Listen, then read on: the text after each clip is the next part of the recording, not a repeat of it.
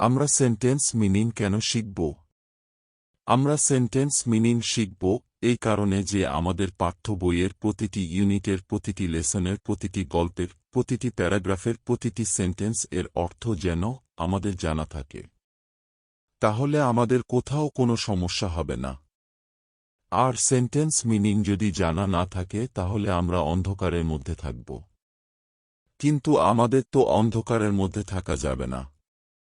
আমাদের সামনে সবকিছু পরিষ্কার থাকতে হবে। আর এই পরিষ্কার রাখার পদ্ধতি হল প্রথমে ওয়ার্ড মিনিং জানতে হবে, তারপর সেন্টেন্স মিনিং জানতে হবে, তারপর প্যারাগ্রাফ মিনিং, তারপর স্টোরি মিনিং জানতে হবে। আর এভাবেই আমরা এগিয়ে যাব।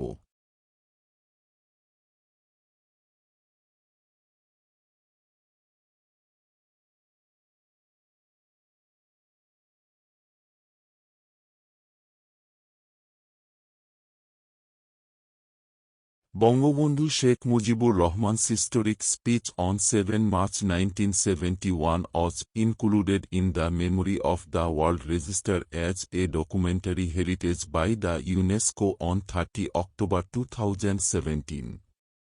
এখানে বঙ্গবন্ধু শেখ মুজিবুর রহমানসের অর্থ হল বঙ্গবন্ধু শেখ মুজিবুর রহমানের। হিস্টোরিক শব্দের অর্থ হল ঐতিহাসিক। স্পিচ শব্দের অর্থ হল ভাষণ। অন 7 মার্চ 1971 এর অর্থ হল 1971 সালের 7 মার্চের উপর। তাহলে বাক্যটির এ পর্যন্ত যে অর্থ হয় তা হল 1971 সালের 7 মার্চের উপর বঙ্গবন্ধু শেখ মুজিবুর রহমানের ঐতিহাসিক ভাষণটি।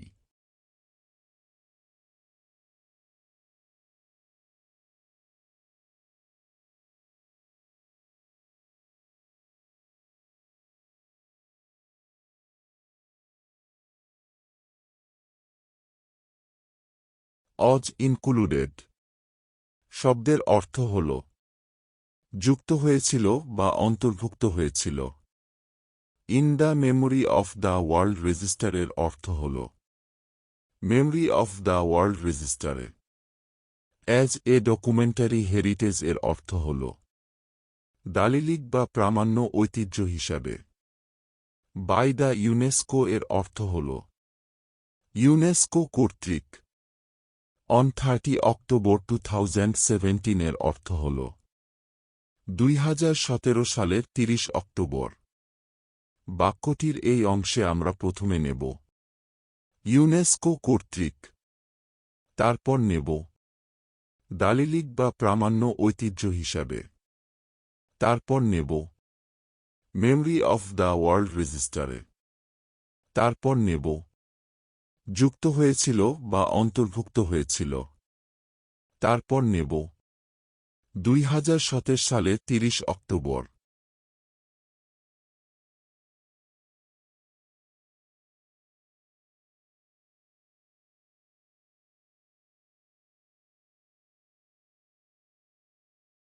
তাহলে বাক্যটির পূর্ণ অর্থ হল 1971 সালের 7 মার্চ শেখ মুজিবুর রহমানের ঐতিহাসিক ভাষণটি ইউনেস্কো কর্তৃক 2017 সালের 30 অক্টোবর দালিলিক ঐতিহ্য হিসাবে the memory of the world রেজিস্টারে অন্তর্ভুক্ত করা হয়।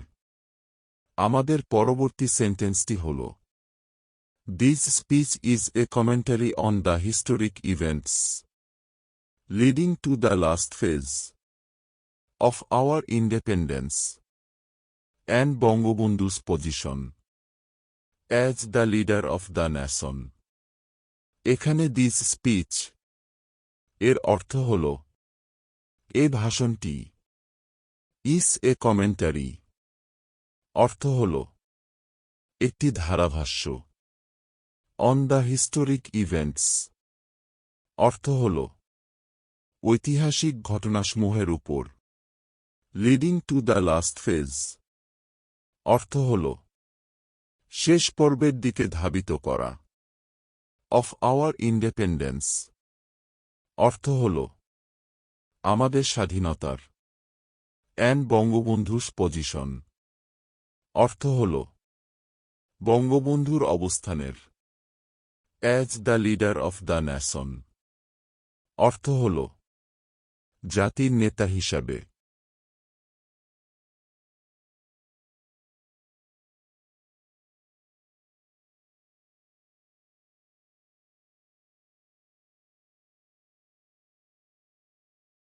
এখন আমরা প্রথমে নেব এ ভাষণটি, তারপর নেব আমাদের স্বাধীনতার, তারপর নেব শেষ পর্বের দিকে ধাবিত করা, তারপর নেব ঐতিহাসিক ঘটনাসমূহের উপর, তারপর নেব এবং বঙ্গবন্ধুর অবস্থান, এরপর নেব জাতির নেতা হিসাবে, এরপর নেব একটি ধারাভাষ্য।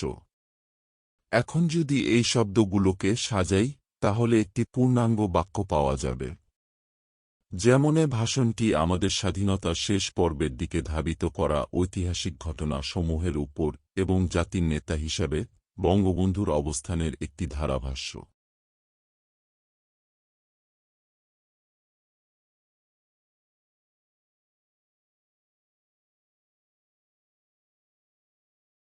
আমাদের পরবর্তী বাক্যটি হল, It also lists his directives for the people of this country who are about to begin war of independence। এখানে it also lists his directives এর অর্থ হল তার নির্দেশনাও তালিকাভুক্ত করে। For the pupil of this country এর অর্থ হল এ দেশের জনগণের জন্য। Who are about to begin এর অর্থ হল যারা প্রায় শুরু করতে গিয়েছিল। ওয়ার অফ ইন্ডিপেন্ডেন্স এর অর্থ হল স্বাধীনতা যুদ্ধ। বাক্যটিকে অর্থবহ করার জন্য আমরা প্রথমে নেব স্বাধীনতা যুদ্ধ, এরপর নেব যারা প্রায় শুরু করতে গিয়েছিল। এ দেশের জনগণের জন্য তার নির্দেশনাও তালিকাভুক্ত করে।